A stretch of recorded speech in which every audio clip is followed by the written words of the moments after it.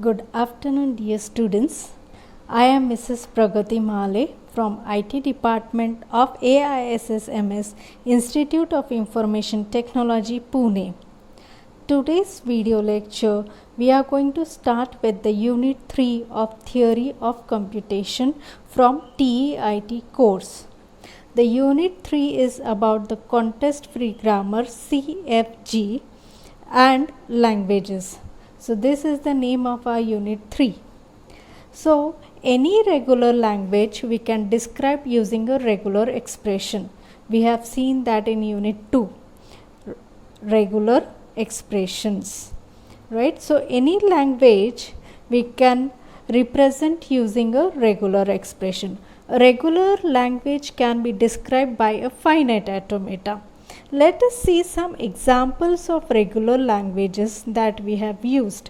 For example, L1 is one regular language which is a collection of all strings over 0, 1. So 0 and 1 are the input to our regular language, and language is about collection of all the strings over 0, 1 which ends with 0.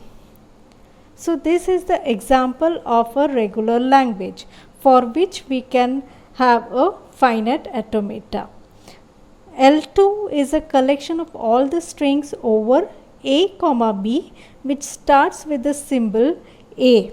Okay. So again we can design a finite automata for this regular language. Then we have L3, which is a set of strings over A, B containing a substring A, B, A. Okay, A, B, A. Right? So these are the examples of regular languages. Now let us see some example of a non-regular language. So a non-regular language, like you can see here, A raised to P, where P is a prime number. So this is called as the non-regular language. Second is L2, which says A raised to N, B raised to N, where N is greater than equal to 0. Again, this is a non-regular language, and we cannot design a finite automata for such kind of non-regular language, because as you can see here, suppose this is the example of this L2 language. So we have number of A followed by equal number of B. So for this we need to have a memory which keeps a count of number of A, and that many number of B has to be followed. Such strings will only be accepted by this language L2. Now since we do not have a memory and the finite automata cannot remember the number of A's, or it cannot count this number of A's, we are not able to keep a track of the count, and so we don't know how many number of B's to be followed by those particular number of A. In such case, we are not able to design a finite automata, and these are called as the non-regular language. So how to find out a language for such kind of non-regular expression? So for that we need a grammar. So a non-regular language cannot be represented by the finite automata or any regular expression. So to represent a regular and some of the non-regular languages, we have to use a context free grammar. So for such examples of non-regular language and some particular regular languages, we need to go for context free grammar. So grammar is a way to represent this kind of languages. Any formal language is specified by a well-defined set of rule syntax. Okay, so for any language we have some specific set of rules. We say them as a syntax also. Okay, so this set of rules is nothing but our grammar. To describe a sentence, for example, in a formal language, we make use of a grammar. Just have a look at this simple example. So any formal language can be represented in this way. So a sentence, it is consisting of two parts. What is this? It is a noun phrase, it is a noun phrase, and second part is the predicate.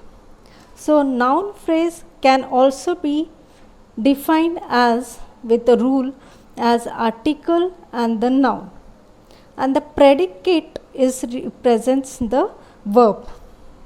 So for example, the dog runs is my sentence. So the dog runs. So this is my sentence. So to represent this in this particular format or the rule, what I say, noun phrase is nothing but the article and the noun, and the second part of the sentence is the predicate. So for this example, the dog runs, my article is the, my noun is dog, and the predicate which is indicated by the verb, so that is nothing but the runs. So my sentence is the dog runs, where the is the article, noun is your dog, and predicate is nothing but the run.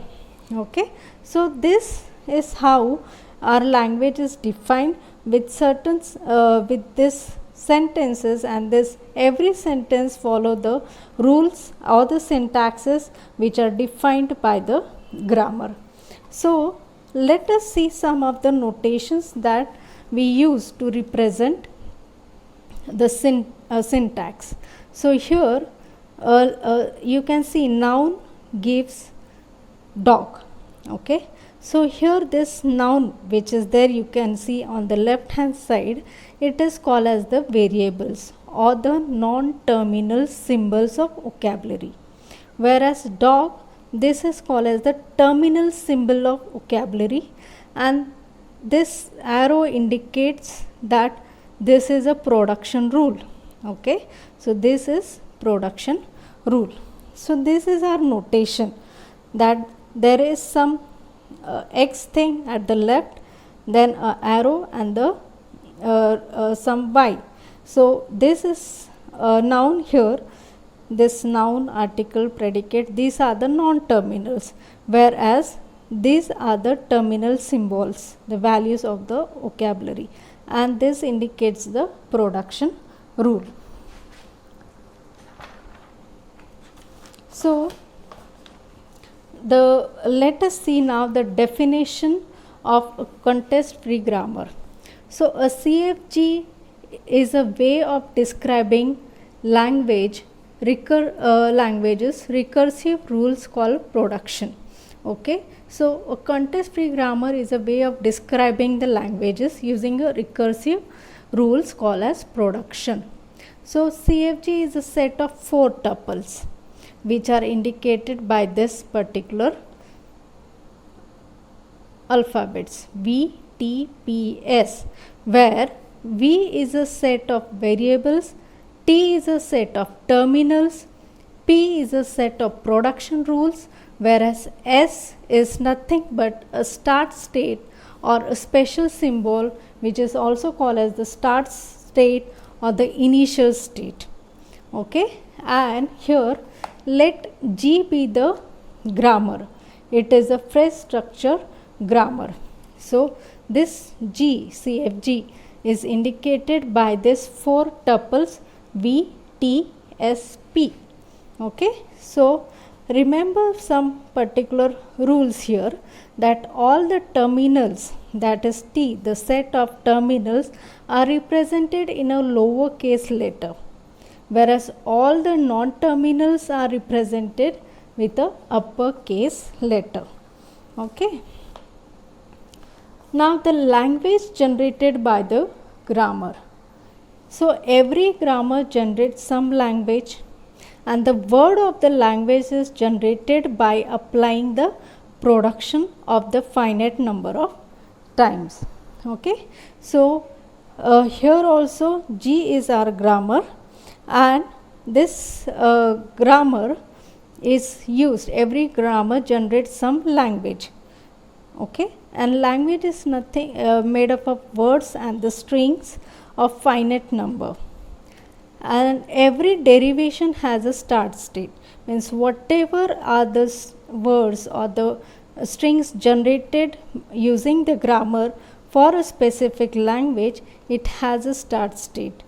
The final string generated after applying the derivation to the given language, okay, a final string is generated, and that final string should contain the terminal symbols only.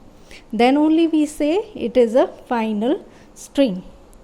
So let us take one example here. If G is a grammar with S as a start symbol, let T be the set of terminals, then the language of G is represented by L of G. So this is called as the language of G, that is the language for the given grammar, and it is represented as W.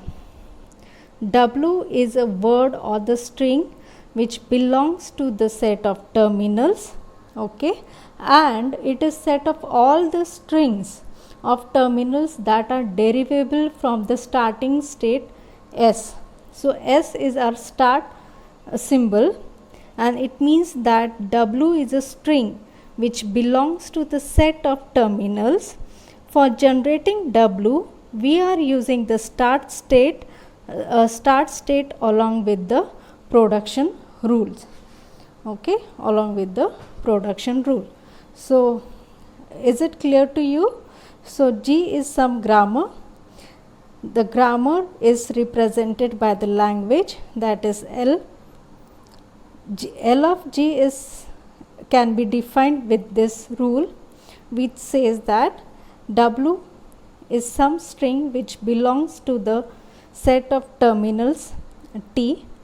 Okay, and for generating W, we are using the start state S along with the production rules.